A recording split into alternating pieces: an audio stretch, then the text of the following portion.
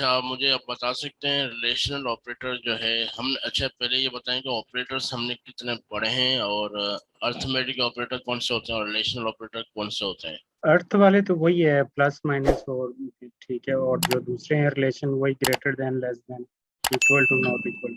ठीक है, relational operator return क्या करता है, किस बेस पे हम जो है उसको कंपेयर करवाते हैं। तो इस बेस पे करवाते हैं कि ये देखें, ये जो प्राइस है या ये जो इसकी वैल्यू है, ये इससे बड़ी है या छोटी है या इक्वल है, ठीक है, या ठीक है। नॉट इक्वल है। ठीक है, ये चीज़ हम। मैं आपसे पूछना चाह रहा था कि वो कौन सी कंडीशन पे, मतलब वो डिपेंड किस पे करता है कि ये कंडीशन चलेगी या ये कंडीशन चलेगी, वो किस पे डिपेंड करता है, मतलब वो रिलेशनल डिपेंड करता है ऑपरेटर। ट्रू। हाँ, रिलेशनल जी। ऑपरेटर रिटर्न रिटर्न डैश हाँ जी, ट्रू एंड फॉल्स पे ट्रू। करता है। हाँ, अगर ये। एग्जैक्टली। एग्जैक्टली, जी। ट्रू एंड फॉल्स पे रिलेशनल ऑपरेटर डिपेंड करता है। अच्छा, आज हमारा लेक्चर 2 है, और लेक्चर 2 के अंदर हमारे और भी बहुत सारे ऑपरेटर्स हैं। बेसिकली अभी हमारा ऑपरेटर्स का टॉपिक चल रहा है, और ऑपरेटर्स के अंदर अर्थमेटिक पढ़ लिया हमने, रिलेशनल पढ़ लिया। अब आज हम पढ़ेंगे लॉजिकल ऑपरेटर्स। लॉजिकल ऑपरेटर्स ये बहुत ज़्यादा यूज होते हैं आगे जाके, तो इसको थोड़ा सा फोकस कीजिएगा। ये जो डैश डैश लगाई है, ये किस पे यूज हो रही है? ये डैश डैश बेसिकली मैं ये इसलिए लगाई है कि ये कोई साइन नहीं है। साइन बेसिकली लॉजिकल ऑपरेटर ये है, ये एंड एंड का साइन है, ये और का साइन है, ये नोट का साइन है। असल में आगे लिखने के लिए मैंने ये डैश डैश लगाया है। ठीक है। अच्छा अच्छा, ठीक सही है, सही। ये डैश डैश से कोई उस ताल्लुक नहीं है। अब एंड ऑपरेटर की डेफिनेशन ये है कि जब सारी कंडीशंस ट्रू हो या बोथ कंडीशंस आर ट्रू। कल हमने जो लेक्चर दिया उसमें हम सिंगल कंडीशन पे काम कर रहे थे। अब ये कह रहा है कि अगर एक से ज्यादा कंडीशंस हो और वो सारी ट्रू हो, both conditions are true, then and return. इसका इस्तेमाल मैंने वैसे ज्यादा देखा नहीं है। आगे चल के हम इन सबका इस्तेमाल देखेंगे कि ये कहाँ का यूज नहीं होता नहीं, है। वो तो ठीक है, मैं कह रहा हूँ वैसे नॉर्मली मैंने नहीं देखा है एंड ठीक है। का। ठीक है। और का ये होता है कि कोई एनी वन कंडीशन ट्रू हो, कोई भी एक कंडीशन ट्रू हो तो वो रिटर्न ट्रू करता है। Any one condition true, then return true, otherwise false. तो यहाँ पे लिख देता हूँ कि both conditions are true, then return true, otherwise false. Any one condition true, otherwise false. मतलब अगर 10 कंडीशन है, किसी में एक भी ट्रू हो गया तो ठीक है, तो वो ट्रू नहीं तो रिटर्न फॉल्स करेगा, है। अदरवाइज फॉल्स रिटर्न करेगा। नोट के अंदर वाइस वर्सा होता है, वाइस वर्सा होता है कि अगर ट्रू हुआ तो वो फॉल्स रिटर्न करेगा, अगर फॉल्स हुआ तो रिटर्न वो करेगा। ट्रू कंडीशन हुई, वॉइस वर्सा से क्या अमराज है? वाइस वर्सा मतलब उल्टा, मतलब ट्रू कंडीशन हुई तो उसको फॉल्स रिटर्न करेगा, मतलब ट्रू इनटू फॉल्स। और फॉल्स कंडीशन हुई तो वो उसको ट्रू रिटर्न करेगा। ठीक है, तो ये हमारे लॉजिकल ऑपरेटर्स हैं। और और डिसीजन डिसीजन मेकिंग स्टेटमेंट कौन सी होती है। Decision making statements, if, else. If else, else LC. Else if, और भी होती हैं, नेस्टेड इफ। नेस्टेड। क्योंकि इस नेस्टेड पे इफ, काम नहीं किया था ना, इसलिए। ठीक है ठीक है, ये नेस्टेड। नमाज का टाइम हो गया था। ओके ओके, कोई इशू नहीं। नेस्टेड इफ का मतलब है इफ इनसाइड इफ। अच्छा, इसके अंदर भी है। जी, इफ के अंदर भी बहुत सारे इफ आ सकती हैं। वो कंडीशन पे डिपेंड करती है, अगर आप कौन सी लॉजिक बनाना चाह रहे हैं जिसके अंदर हमें मल्टीपल इफ लगाने पड़ेंगे। इफ के अंदर इफ होगा तभी वो काम करेगा। सेम लाइक जैसे डिव है, डिव के अंदर डिव डिव डिव डिव जी जी, ऐसे करते हाँ एग्जैक्टली, बिल्कुल। तो एंड लॉजिकल ऑपरेटर्स को हम यूज करेंगे डिसीजन मेकिंग स्टेटमेंट के साथ, जैसे हम रिलेशन ऑपरेटर यूज कर रहे थे डिसीजन मेकिंग स्टेटमेंट के साथ।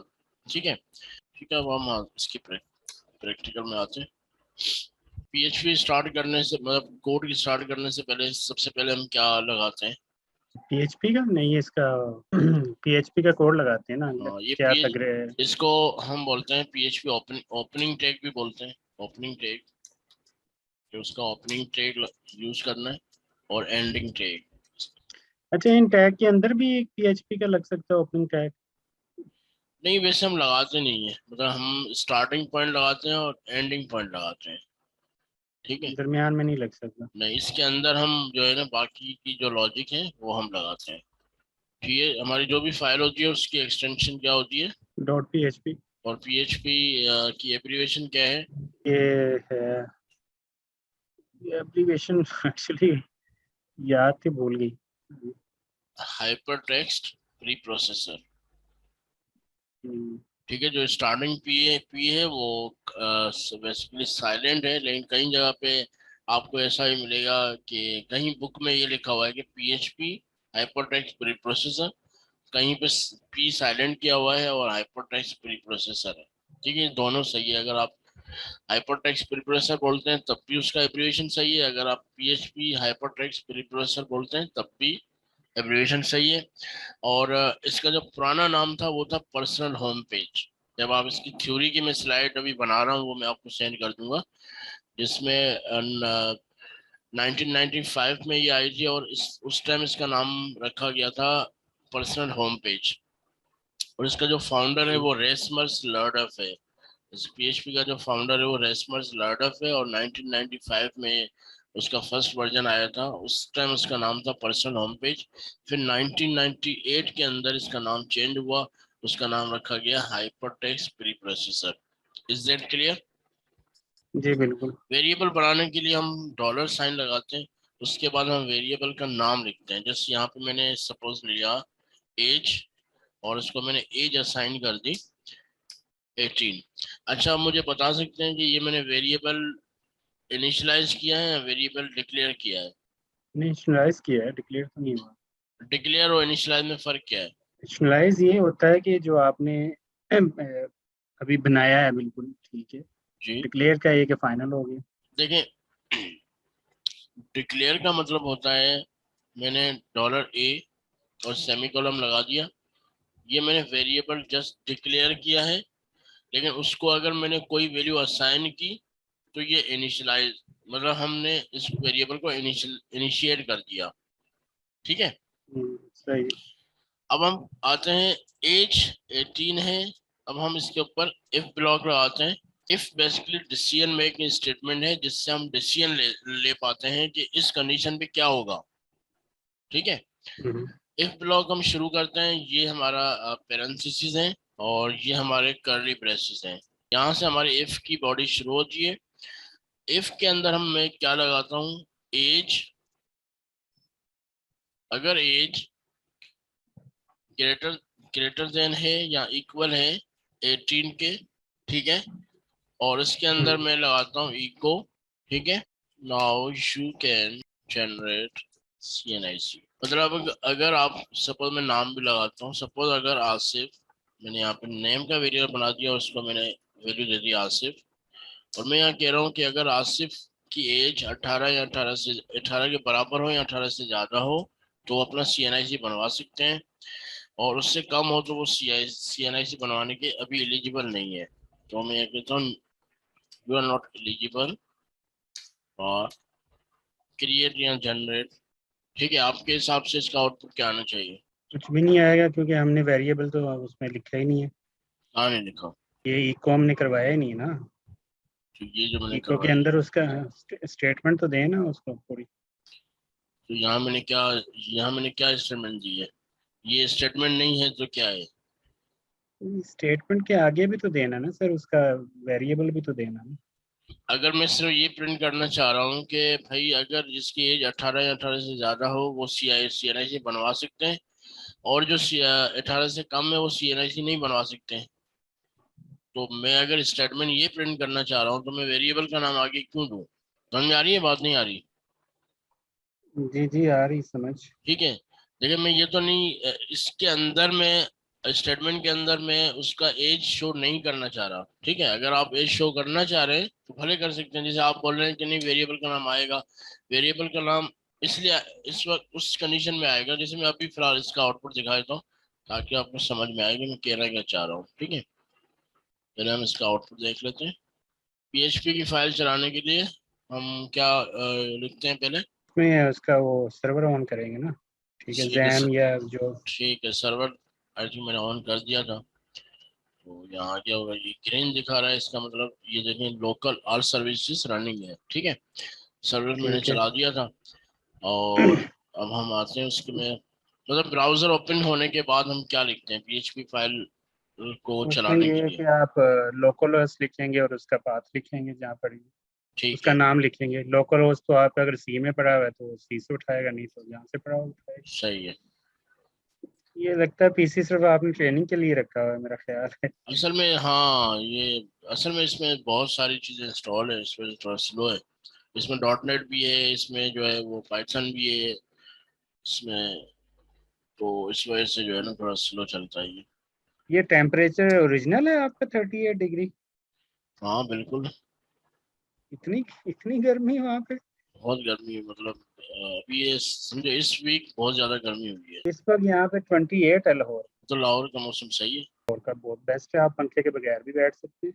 सर मे- जी में ठीक, तो हमने अपनी फाइल का नाम रखा था ऑपरेटर्स। .ph ठीक है, dot P H P mandatory नहीं है, लग अगर आप, हाँ मतलब आप वैसे भी चला सकते हैं। नहीं, आपने तो बताया था कि साथ उसका वो लगाएगा, वेरिएबल लगेगा इफ एंड एल्स की कंडीशन में। कल वो मैं बताता हूँ कि मैंने क्यों बोला था, वही बताता हूँ। ठीक है, अभी हमारे पास आउटपुट क्या है? नाउ यू कैन जनरेट मतलब CNIC। आप अपनी ठीक सी है, एन आई सी बनवा सकते हैं, क्यों? सही है। क्योंकि एज 18 साल तक है। ठीक है, ओके, वो सही है। उसको पकड़ रहा है। ठीक। अब हम यहाँ लिख, अगर मुझे ये लिखना है कि आसिफ आप सी एन आई सी, अब आप सी एन आई सी बनवा सकते हैं, ठीक है? तो वहां पे मैं इसको वेरिएबल दे सकता हूँ डॉलर। हमारा आसिफ कहाँ पड़ा हुआ है, कौन से वेरिएबल नेम में? नेम में। नेम नेम ठीक है, तो अब मैं यहाँ पे इसको नेम लिखता हूँ और इसको मैं वापस से रन कर, Asif now can you can generate C N I C. ठीक है, आसिफ मैंने यहाँ पे डायरेक्ट में आसिफ भी तो लिख सकता था, मैंने यहाँ नेम वेरिएबल क्यों रखा? मैं यहाँ पे आसिफ लिख सकता, तब भी आउटपुट यही आता, ऐसे आउटपुट ही है। मैंने यहाँ आसिफ इसलिए नहीं लिखा कि अगर मैं यहाँ पे अब सपोज इसका नाम कर देता हूँ आरिफ। अब वेरिएबल का नाम क्या है? अब यहाँ पे वैल्यू जो है नेम को क्या साइन है, आरिफ, और मैं इसको रिफ्रेश कर रहा हूँ, तो यहाँ तो अभी भी आसिफ है, क्योंकि जाहिर यहाँ सी बात है। हाँ, क्योंकि मैंने यहाँ डायरेक्ट इको में आसिफ लिखा हुआ है। ठीक है, हम्म, इसलिए मैंने यहाँ नेम वेरिएबल दिया कि वहां पे हम कोई भी नाम दे सके, लेकिन वो आउटपुट क्या आना चाहिए, जो नाम है वो आना चाहिए। सही है। ठीक है, अब इस सूरत में हमें वेरिएबल का नाम देना पड़ा, लेकिन जब मैं वेरिएबल की वैल्यू उसके साथ नहीं शो करना चाह रहा, तो हमें वेरिएबल हमें देने की जरूरत नहीं है। सही सही, समझ गया। बात समझ आ ठीक है, रही है? उसकी वैल्यू, हाँ वैल्यू दे दी है जिसकी वजह से वो सीधा उसी को पिक कर रहा एग्जैक्टली है। एग्जैक्टली, ठीक है। हम्म, अब यहाँ पे ये कंडीशन थी एक। अब सपोज हमें एक से ज्यादा कंडीशन लगानी है, लेकिन हमें यूज इफ करना है, सिर्फ एक इफ करना है, तब हम यूज करते हैं लॉजिकल ऑपरेटर। ठीक है। लॉजिकल ऑपरेटर कौन अभी से हम, वाला? अभी ये देखें, अभी हमने एक थ्योरी पढ़ी थी, उसमें मैंने उसमें आपको तो लॉजिक, एंड था ना, एंड था और ये था, उसमें तो हाँ ये था मतलब ही इस, नहीं। लेकिन इस ऑपरेटर्स का जो टॉपिक है उसका नाम क्या है? Logical operator. अगर आपसे कोई पूछेगा भाई पीएचपी में लॉजिकल ऑपरेटर्स कौन से हैं, वो आपको ये नहीं पूछ रहा कि एंड ऑपरेटर कौन सा है, वो आपसे पूछ रहा है लॉजिकल ऑपरेटर्स कौन से हैं, तो हम बताएंगे भाई एंड ऑपरेटर है, और है, नॉट है। ठीक है, हम्म, इसलिए मैंने वहां पे लॉजिकल आपसे पूछा कि लॉजिकल ऑपरेटर्स कौन सा यूज किया हुआ है मैंने अपने इस प्रोग्राम के अंदर, एंड। एंड ये एंड ऑपरेटर एंड है तो ना? है नहीं, ये एंड ऑपरेटर तो नहीं है। देखिए यहाँ, देखिए हर ऑपरेटर्स का सिंबल होता है। अच्छा, इसका ये सिंबल है, ठीक अच्छा है। सॉरी सॉरी सॉरी, मैं यहाँ पे शायद मैंने डॉलर साइन यूज किया हुआ है। हाँ वही तो डॉलर, मैं कह सॉरी, रहा हूँ कि हाँ सॉरी सॉरी सॉरी सॉरी, असल में ये एंड ये है, सॉरी यू आर राइट। ठीक है, हम्म, अब ये कौन सा ऑपरेटर एंड है? अब एक कंडीशन हम्म, तो ये मैंने लगा दी, ये एक कंडीशन है। अब मैं आता हूँ दूसरी हम्म, कंडीशन, क्या लगाता हूँ? दूसरी कंडीशन ये लगाता हूँ कि अगर आसिफ की एज बराबर है 18 के, ये कंडीशन। दूसरी है ये कंडीशन कि उसकी एज बराबर है 18 के, तब ये स्टेटमेंट प्रिंट करो इसके वो तो साथ। आपने पहले भी उसका बोला है 18 के, तो दोबारा क्यों बोल रहे हैं उसके लिए? बता रहा हूँ, मैं यहाँ पे नेम प्रिंट कर रहा हूँ। देखिए पहले वो एक कंडीशन कंपेयर कर रहा था, अब वो एक कंडीशन नहीं, अब वो एट ए टाइम दो चीजें कंपेयर करेगा। ठीक है, दो कंडीशन सही। कौन सी कंपेयर कर रहा है कि भाई या तो ये कंडीशन ट्रू होगी या तो ये कंडीशन ट्रू हो, तब ये स्टेटमेंट चलाएगा, अदरवाइज वो एल्स वाली प्रिंट करेगा। ठीक हो गया। ठीक है। अब इसमें जैसे मैंने आपको बताया था कि यहाँ पे ग्रेटर देन इक्वल है, तो ये ऑलरेडी दो कंडीशन एक जगह पे यहाँ पे भी चेक कर रहा है कि वो आसिफ की एज अगर 18 से ज्यादा है या 18 के बराबर है, और दूसरी कंडीशन यहाँ पर ये है कि सिर्फ बराबर ही है, मतलब उसकी एज 18 ही है, तब आप ये दोनों कंडीशन ट्रू होगी तब ये स्टेटमेंट चलाएगा, अदरवाइज नहीं चलाएगा, अदरवाइज वो एल्स वाली चीज चलाएगा। तो अगर इसमें से एक भी कंडीशन नहीं होती पूरी तो वो फिर एल्स वाली ही चलाएगा। क्योंकि हमने ठीक एंड है। ऑपरेटर की डेफिनेशन पढ़ी थी कि सारी कंडीशन ट्रू हो। ठीक है, मतलब ठीक हो गया। दो भी हो सकती है, दो से ज्यादा भी हो सकती है। एंड सारी ऑपरेटर, रिक्वायरमेंट पूरी होनी चाहिए। हाँ, ठीक है। एंड। एंड ऑपरेटर के साथ हमेशा हम सिंगल कंडीशन पे एंड नहीं लगाते, हमेशा दो या उससे ज्यादा कंडीशन में हम एंड लगाते हैं, तो वो सारी कंडीशन ट्रू होगी तब ये ब्लॉक चलाएगा, अदरवाइज वो एल्स वाला ब्लॉक चलाएगा। Is that clear? जी बिल्कुल हो गया clear। ठीक है, अब आप मुझे बताएं कि ये कौन सा ब्लॉक चलाएगा। ये इसके चलाएगा फर्स्ट वाला। हम्म। ठीक है। नाउ यू कैन ठीक है, आप पहले देखते हैं कि ये कौन सा चला रहा है। ठीक है, Arif now you can generate CNIC। अब मैं आपसे हाँ पूछ आपने रहा वो हूँ नाम कि, का वेरिएबल दिया। ठीक है, क्योंकि मैंने यहाँ पे आरिफ ने स्लाइड किया, अब मैं आपसे पूछता हूँ कि ये इस ब्लॉक में क्यों नहीं आया। क्योंकि उसकी दोनों कंडीशन ट्रू है ना इसलिए नहीं आया। दोनों कंडीशन ट्रू है। ठीक है, अब मैं क्या करता हूँ, मैं ग्रेटर देन की जगह में लेस देन लगा देता हूँ। अब बताएं। नहीं चलाएगा ये एल्स वाला चलाएगा फॉल्स करेगा इसको। फॉल्स चलाएगा। हाँ जी। ठीक है, मैं सेव कर रहा हूँ और आपके सामने इसको रिफ्रेश करता हूँ। यू कैन वो तो पहले वाले चला रहा ट्रू चला रहा है उसको। हाँ, इसलिए तो मैंने आपसे बोला कि आप गौर से देखें इसमें कि अब ये एल्स, आप जैसा आपने बोला कि एल्स ब्लॉक चलाएगा, लेकिन ये चला रहा है इफ ब्लॉक, क्यों? लेकिन इसकी एंड कंडीशन तो एक एक फॉल्स है ट्रू चला रहा है इसे। थोड़ा गौर से करें, थोड़ा फोकस को, इस प्रोग्राम को गौर से देखें, यहाँ पे एक आप मिस्टेक कर रहे हैं, और ये फर्स्ट लेक्चर में मैंने आपको ये चीज समझाई थी। ये कंडीशन आपके हिसाब से फॉल्स है, आप ये कहना चाह रहे हैं, हाँ जी और ये कंडीशन ट्रू है। ये ट्रू है। अब मुझे आप बताएं कि ये कंडीशन फॉल्स क्यों है। क्योंकि वो लेस देन आपने 18 लिखा लेस देन इस। हाँ ठीक है वो दो कंडीशन चल रही ठीक हो गया सही हो गया। अब समझ या में आ गई, इक्वल हो या लेस देन हो। हाँ अब जी समझ अब आ समझ में आ गई कि ये कंडीशन भी ट्रू है और ये भी कंडीशन ट्रू है, इसलिए वो चला रहा है। गया। ठीक अब हो गया सही हो गया। अगर मैं ये हटा देता हूँ, अब मैं सिर्फ मैंने यहाँ पे किया हुआ है एज लेस देन है 18, और फिर दूसरी कंडीशन है एज बराबर है 18 के। अब क्या होगा, अब उसने फॉल्स चलाई। ठीक है, क्योंकि उसको इनमें से ये कंडीशन फॉल्स मिल गई और ये कंडीशन क्या हो गई, ट्रू मिल गई। ट्रू मिल गई। मैं इसको इस तरह करता हूँ, सॉरी, वापस से एंड ऑपरेटर लगाया मैंने, और यहाँ पे आके मैंने वापस इक्वल लगा। मुझे बताएं कि आउटपुट क्या आएगा, आउटपुट इसका ट्रू आएगा। मतलब आउटपुट में क्या आएगा, पहली स्टेटमेंट चलेगी या एल्स वाली चलेगी? ये नहीं हुआ है इसका ट्रू ट्रू वाली चली ये पहले ही है now you can generate CNC। ठीक है, मैंने यहाँ पे आके इसको रिफ्रेश किया, पहली वाली चली। अब मुझे आप बता सकते हैं कि इनमें से पहली वाली क्यों चली? इसलिए चलिए कि सारे इक्वल है ना आपने पहली पहली कंडीशन लगाई है या लेस देन हो या इक्वल हो बाकी दोनों की इक्वल में लगा दी है। ठीक है तो वो उसने पकड़ लिया तीनों कंडीशन पकड़ ली। इस कंडीशन में मैंने, देखिए यहाँ पे इसकी टाइप क्या है, इसका इसका क्या कहते हैं इंटीजर। यहाँ इसका यहाँ इसका टाइप क्या है, ये स्ट्रिंग है। यहाँ इंटीजर है, यहाँ स्ट्रिंग है, जी लेकिन फिर भी इसने ये वाला ब्लॉक चलाया। जी क्यों? क्योंकि आपको याद हो मैंने फर्स्ट लेक्चर में बोला कि PHP क्योंकि लूजरी टाइप है, कि उसको फर्स्ट नंबर भले स्ट्रिंग में हो, लेकिन अगर फर्स्ट नंबर उसको नंबर मिला तो उसको कैलकुलेट भी करेगा, मैथमेटिक करेगा, उसको कंपेयर भी करेगा। ठीक है, सही।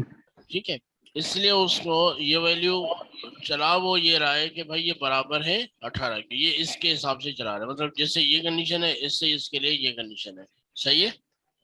जी बिल्कुल ठीक हो गया। अब मैं यहाँ पे कर देता हूँ ABC। अब क्या चलाना चाहिए इसको? इसको ट्रू चलाना चाहिए क्योंकि वो फर्स्ट को ही पकड़ेगा। नंबर ही पकड़ेगा। क्योंकि उसको यहाँ पे क्या मिला, नंबर। हम्म। ठीक है, अब मैं इसका नंबर चेंज कर देता हूँ। अब भी वही चलाएगा, ट्रू चलाएगा फर्स्ट। अब भी ट्रू चलाएगा, चलो रिफ्रेश कर देते हैं और इसको चलाते हैं। क्या चलाया उसने? हाँ, उसका वो ठीक है, एज का फर्क था, ठीक हो गया। क्या फर्क था? एज का, 17 क्योंकि होगा। अब ये बराबर नहीं है। बिल्कुल। सही है।